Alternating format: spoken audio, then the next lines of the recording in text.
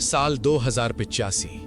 शहर की ऊंची इमारतों की परछाई में बसा एक ऐसा कोना जहां सिर्फ कबाड़ और अंधेरा था। इसी कबाड़ के ढेर के बीच रहता था कवि, जिसे दुनिया द ग्लिच के नाम से जानती थी।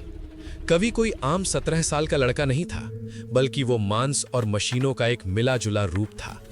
जब वो चलता तो उसके पैरों से मांस की नहीं, बल्कि लोहे के टकराने की क्लिक क्लैक आवाज आती थी।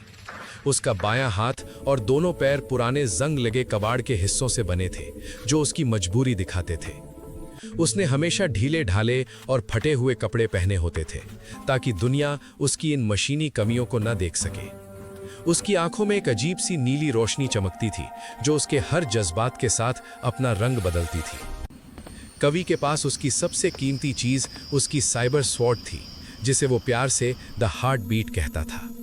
ये जादुई तलवार सीधे कवि की धड़कनों से जुड़ी थी और उसके सीने की ताल पर ही अपनी धार तेज करती थी। शुरुआत में कवि बहुत डरपोक और अकेला था।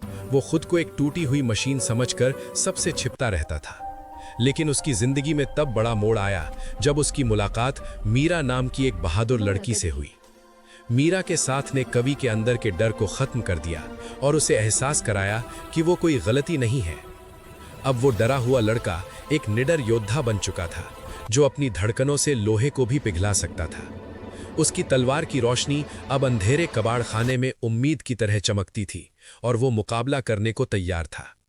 यही कहानी थी उस ग्लिच की, जिसने अपनी कमियों को ही अपनी सबसे बड़ी ताकत बना लिया था।